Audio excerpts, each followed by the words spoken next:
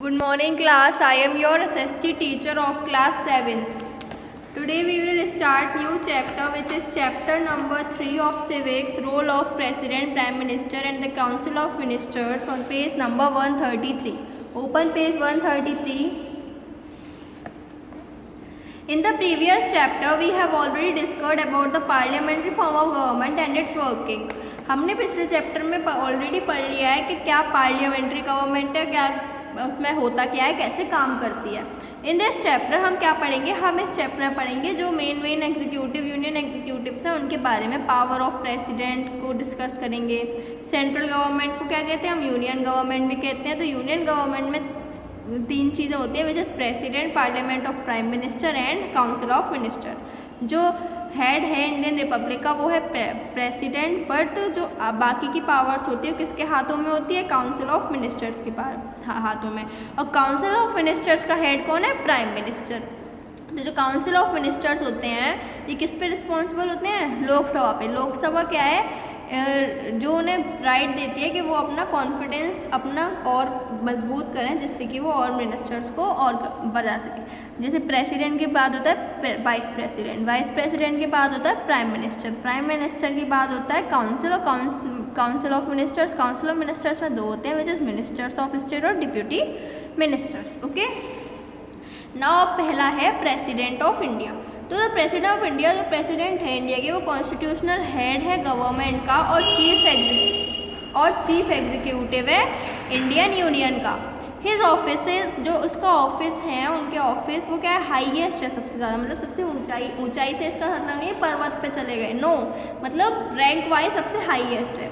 ही symbolises national unity, वो बताते हैं कि हमारे इंडियन की नेशनल यूनिटी मतलब एकजुटता और प्रोटेक्टर, और जो हमारे कॉन्स्टिट्यूशन एक साथ है प्रोटेक्ट कर रहा है उसे समझाते हैं.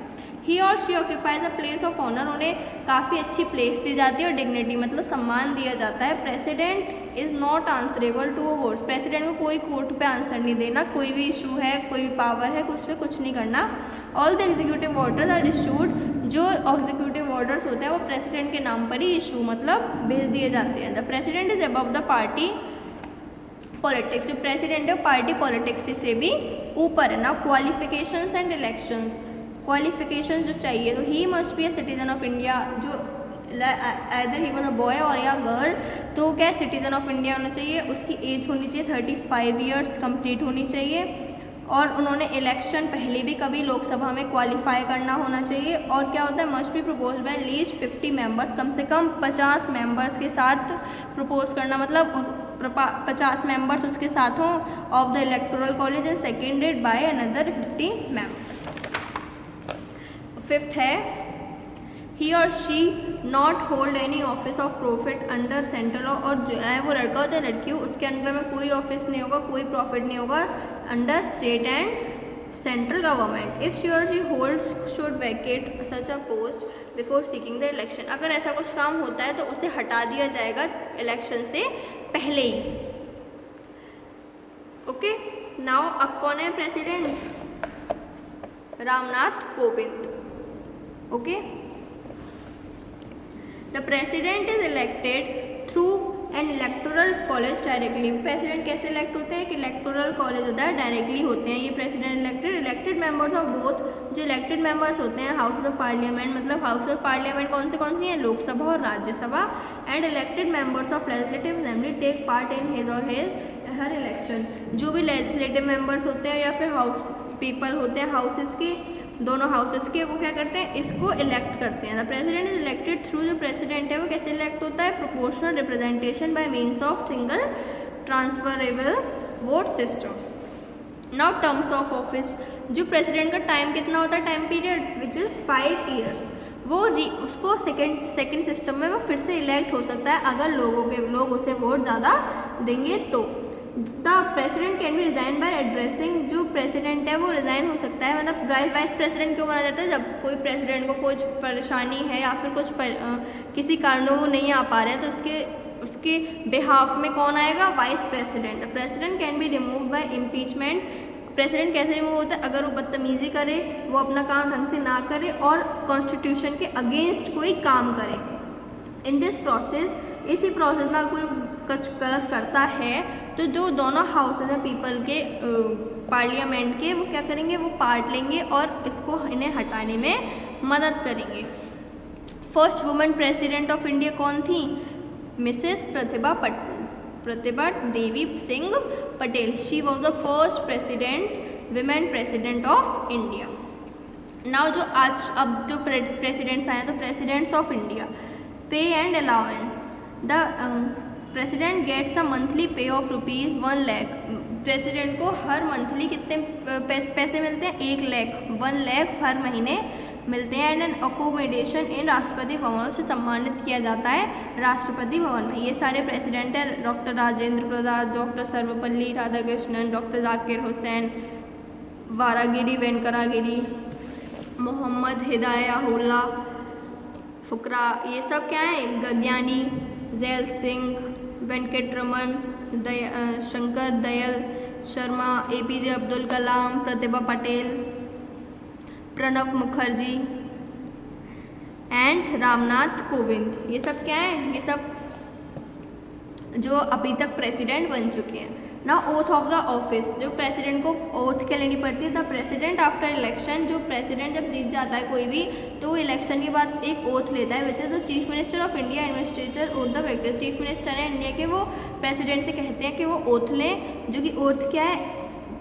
The oath is as follows. I, जो भी प्रेसिडेंट का नाम है, जैसे रामनाथ कोविंद है या प्रणब मुखर्जी हैं, तो कहेंगे I Pranab Mukherjee do swear in the name of God for solemnly affirm that I will faithfully execute the office of the president of India and will, क्या है इसमें कि मैं कसम खाता हूँ, कि मैं भगवान की कसम खाता हूँ, भगवान के नाम पर ये कहता हूँ कि मैं प्रेसिडेंट हूँ इस इंडिया का, और मैं अपनी जो गद्दी है, मतलब अब मुझे जो किताब मिला है प्रेसिडेंट का, मैं उसे फेथफुली, मतलब दयापूर्ण संभालूंगा, किसी के साथ कुछ दुर्व्यवहार नहीं करूंगा। And will do with best my ability, और मैं मुझसे जितना अच्छा हो सकेगा मैं उतना अच्छा करूंगा या करूंगी।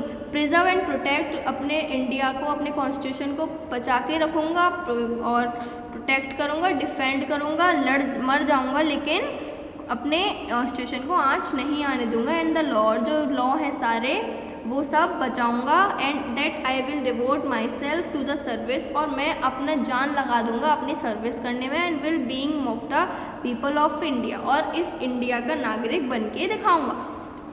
तो वो ये ओथ लेते हैं, कौन? President. Now powers, the president has the following powers. अब पावर्स क्या होती है प्रेसिडेंट के पास? तो फर्स्ट इज लेजिस्लेचर पावर, एक होती है लेजिस्लेचर पावर। इसमें क्या होता है? After formation of new government, जब न्यू गवर्नमेंट बनती है तो प्रेसिडेंट एक फर्स्ट सेशन बनाता है, किसका? पार्लियामेंट का।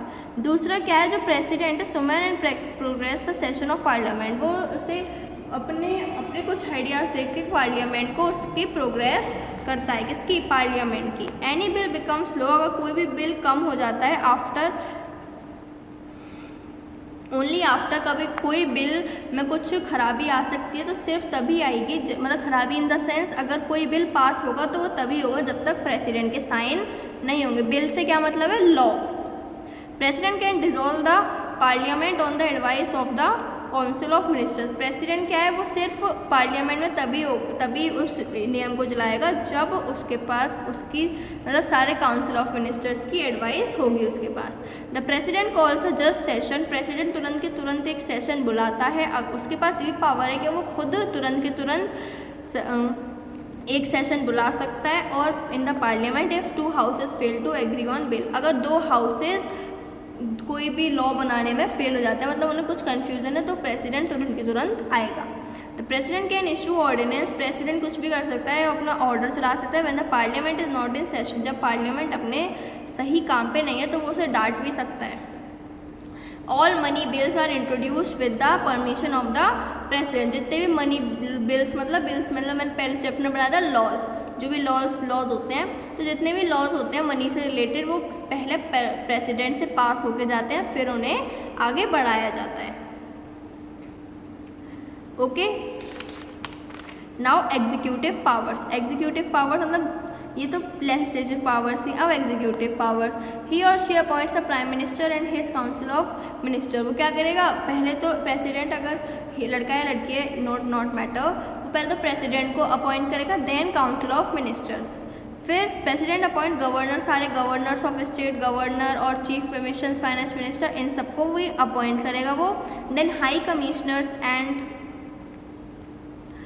फॉरेन एम्बेसडर्स, जो हाई कमीशंस हैं और फॉरेन एम्बेसडर मतलब बाहर के लोग हैं, वो उन्हें भी अपने आप में जोड़ लेगा, मतलब अपने उसमें। और all treaties are signed in his name, और जितनी भी जो भी लॉज वगैरह बनेंगे वो उसी के नाम से साइन होकर बनेंगे। He is the supreme commander of the arm force, एक सुप्रीम मतलब सुप्रीम मतलब खुला हुआ, मतलब न्याय कि उसके पास सारे राइट्स हैं, वो अपना आर्म फोर्स अपने चला सकता है। यहाँ तक हमने चैप्टर पढ़ लिया है। In the next this is part A of the video up to armed forces on page number 135। Next part B में हम फाइनेंस पावर से स्टार्ट करेंगे। आपको ये चैप्टर यहाँ तक पढ़ना है और समझना है। Thank you class and have a nice day. Good bye.